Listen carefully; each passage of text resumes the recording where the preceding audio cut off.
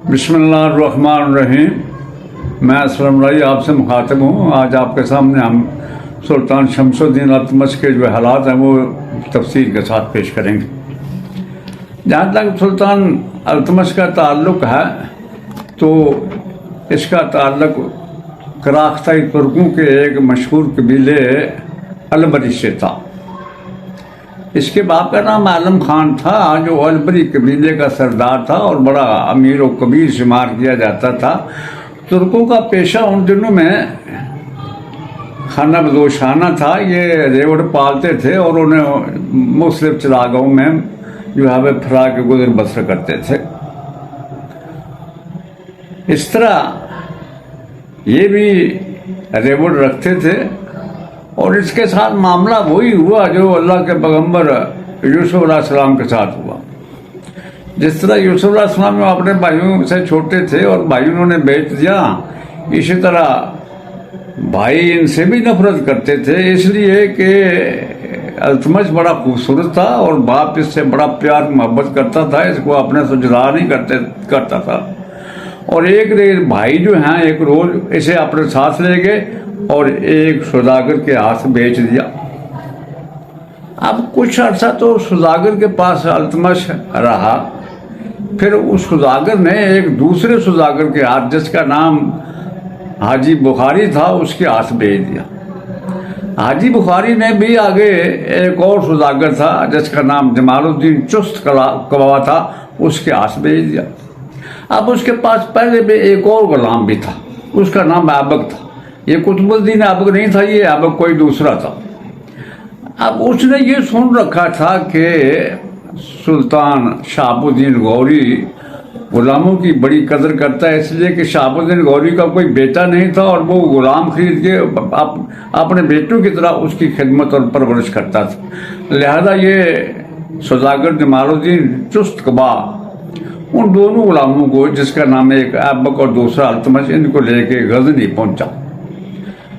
तो बच्चा ये खूबसूरत था, गाहकों की भरमार लग गई। आखिर नौबत जो है खबर पहुंची सुल्तान शहाबुद्दीन गौरी के पास। उसने जमालुद्दीन चुस्त कबा को बुलाया और पूछा कि दोनों गुलामों का क्या लोगे? उसने कहा मैं 2000 दिरहम लूंगा। बादशाह ने सुल्तान ने कहा 1000 दिरहम दूंगा। वो नहीं माना और सुल्तान ने इसे गुस्ताखी समझा जा रहा, उसे अपने दरबार से निकाल दिया और साथ ही शहर के अंदर ऐलान कर दिया कि कोई भी इस सौदागर से गुलाम न खरीदे। अब जब सुल्तान ने ऐलान कर दिया तो कोई भी उससे नहीं खरीदता था, लिहाजा वो दोनों गुलामों को ले एक बार फिर वापस बुखारा चला। कुछ अर्सा बाद फिर आया गजनी में। उसका ख्याल था कि लोग भूल गए होंगे, सुल्तान भी भूल हो गया होगा तो ये गुलाम बिक जाएंगे, लेकिन किसी ने उसे घास नहीं डाली। फिर उस सौदागर की किस्मत चमकी, साथ ही इल्तुतमिश और दूसरे गुलाम ऐबक की किस्मत चमकी। हिंदुस्तान से कुतुबुद्दीन ऐबक नहरवाला के राजा को शिकस्त देने के बाद गजनी पहुंचा, क्योंकि सुल्तान ने उसे तलब किया था। उसे पता चला इन दोनों गुलामों का, इल्तुतमिश का और ऐबक। चुनांचे उसने शहाबुद्दीन गौरी से ख्वाहिशदार की कि मैं इन दोनों गुलामों को खरीदना चाहता हूँ। सुल्तान ने कहा तुम यहाँ गजनी में नहीं खरीद सकते, इसलिए कि मैं चूँकि मना कर चुका हूँ और अगर तुम खरीदोगे तो ये लोग इतरार करेंगे कि किसी और को तो खरीदना दी, कुतुबुद्दीन को इजाज़त दे दी। हाँ तुम ऐसा करो, इसको दिल्ली में ले जाके वहाँ गुलाम खरीद लो। कुतुबुद्दीन ऐबक वापस चला गया हिंदुस्तान और उसका साथ उसका वजीर निज़ामुद्दीन भी गया हुआ था। और हिंदुस्तान रवाना होते वक्त उसने निज़ामुद्दीन से कहा कि मेरे बाद इन गुलामों को भी और सौदागर जमालुद्दीन चुस्त कबा को भी ले आना दिल्ली। वहाँ जब लाए तो दोनों को इल्तुतमिश ने दोनों को अपने कुतुबुद्दीन ऐबक ने खरीद लिया। अब दोनों को खरीदने के बाद ऐबक को उसने बठिंडा का आका बना दिया, इल्तुतमिश को बेटा बनाकर उसने अपने पास रख दिया। अब ऐबक बेचारे की बदकिस्मती के एक बार कुतुबुद्दीन ऐबक की और ताजुद्दीन यल्दरम की जंग होगी, जिसमें वो ऐबक मारा गया। हुआ यूं कि शहाबुद्दीन गौरी के बाद शहाबुद्दीन गौरी ने अपनी सल्तनत की जो है वो हुक्मरानी वो ताजुद्दीन जलदरम के हवाले कर दी थी। अब ऐसा हुआ कि वो तो बठिंडा का हाकिम हो गया, अब अल्तमश को कुछ अर्सा अपने पास रखने के बाद जो है कुतुबुद्दीन ऐबक ग्वालियर पर हमला आवर हुआ, ग्वालियर को फतह करके ग्वालियर का हाकिम अल्तमश को बना दिया गया। उसके बाद कुछ दिन बाद ग्वालियर के अलावा बदायूं का जो है गवर्नर भी अल्तमश को बना दिया। इसी दौरान एक लश्कर लेकर शहाबुद्दीन गौरी आया, इसलिए कि दरियाए सिंध के आसपास बहुत से हिंदू कबाइल थे जो जिनको खक्कर कहते थे, और वो मुसलमानों पर हमला आवर होकर अक्सर नुकसान पहुंचाते थे। सुल्तान ने चाहा कि इनको ढेर किया जाए और सारा रास्ता सफात किया जाए लाहौर से गजनी तक। चुनाचे जब खबर हुई अपने कुतुबुद्दीन ऐबक को, उसने भी एक लश्कर तैयार किया, और ये खबर अल्तमश को भी होगी। बदायूं में भी उसने एक लश्कर तैयार किया। अल्तमश अपना लश्कर लेकर पहुंचा कुतुबुद्दीन के पास, और फिर दोनों रवाना हुए दरिया सिंध की तरफ। वहाँ खक्करों के साथ हौलनाक जंग हुई, और कुछ खक्कर दरिया के दूसरी जानब थे। इस मौका पर कमाल जुर्तमंदी और दलेरी का मुजाहरा करते हुए अल्तमश ने अपने घोड़े को दरिया सिंध में डाल दिया। उसके पीछे उसके लश्कर भी डाल गए, और दूसरे किनारे पर जाकर खक्करों का जो है वो जिस कदर थे खक्कर सब पर हमला आवर उनका खात्मा कर दिया। उसकी इस कारगुजारी से सुल्तान शहाबुद्दीन बड़ा खुश हुआ, और उसने कुतुबुद्दीन ऐबक से कहा कि इसको एक परवाना लिख देना कि ये अब गुलाम नहीं आज़ाद है। वहाँ कुतुबुद्दीन ने ऐसा किया, वापस आकर उसको परवाना लिख दिया कि अब तुम गुलाम नहीं आज़ाद। उसके साथ ही उसे अपनी ममलकत में अमीर उमरा बना दिया। सारे जो अमीर थे, मशीर वगैरह वजीर, सबका इंचार्ज। इसी दौरान कुतुबुद्दीन जो था उसकी 3 बेटियां थी। एक बेटी अल्तमश से ब्याह दी गई, और दूसरी 2 बेटियां यके बाद दीगरे नासरुद्दीन महमूद कबाचा जो है सिंध का हुक्मरान, उससे ब्याह दिया। अब जब कुतुबुद्दीन ऐबक मर गया तो सारे उमरा ने मशवरा करके अल्तमश को सुल्तान बना लिया।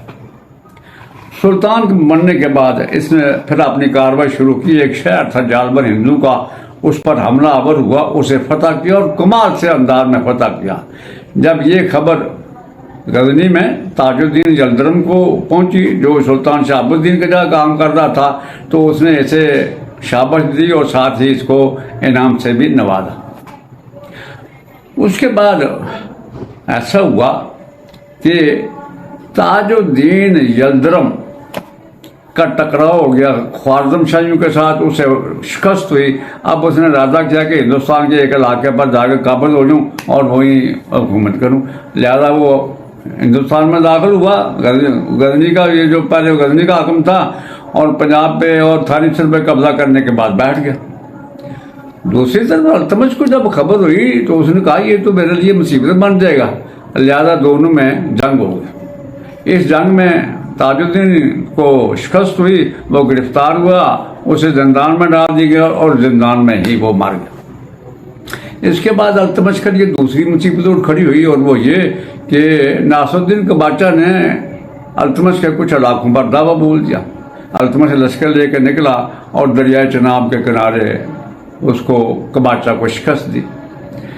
अभी इससे फारिग हुआ था कि एक तीसरी मुसीबत आ गई, और वो ये थी कि सुल्तान जलालुद्दीन ख़ारज़म शाह, जो बेहतरीन अंदाज में चंगेज़ खान का मुकाबला कर रहा था, उसके सलारों के दरमियान झगड़ा हो गया। लिहाजा उसके पास थोड़ा सा लश्कर रह गया जिसके साथ वो चंगेज़ खान का मुकाबला नहीं कर सकता था। लिहाजा उसने घोड़े को डाला दरिया सिंध में और हिंदुस्तान में आया। अपने चंद साथ थोड़े से साथी थे उसके पास।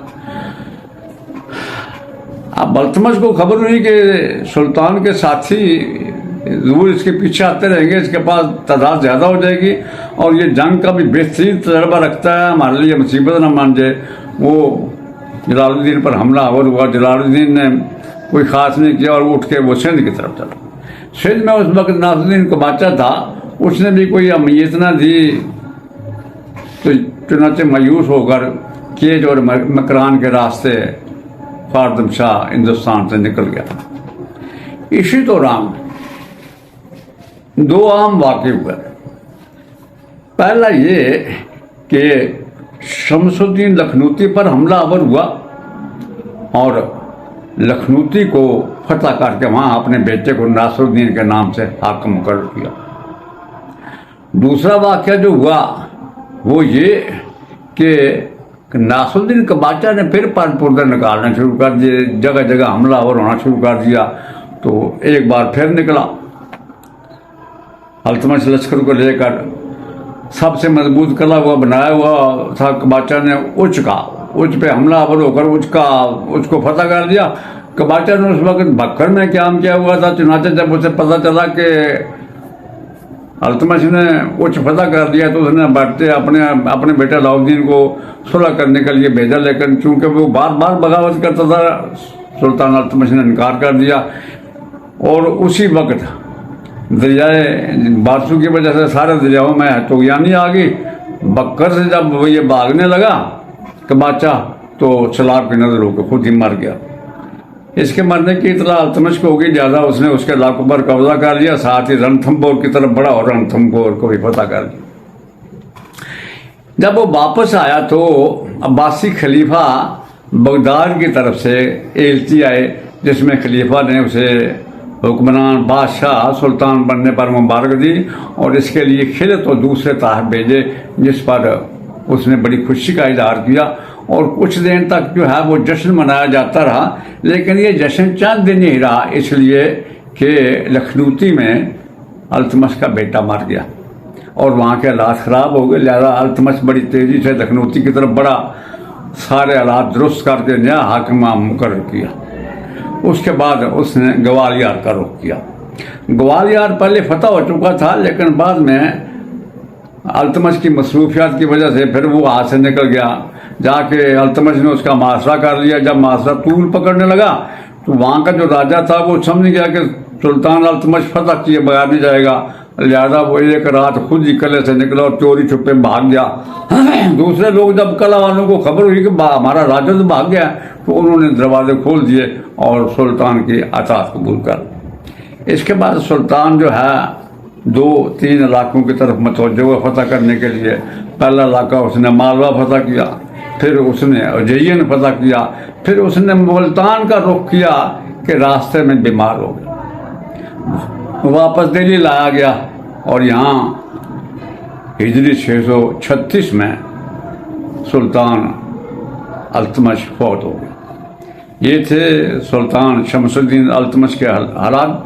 जाते जाते मैं आपसे गुजारिश करूं कि मेरे YouTube चैनल हैरत कथा को सब्सक्राइब करने के साथ साथ अगर वीडियो पसंद आए तो इसे लाइक भी करें।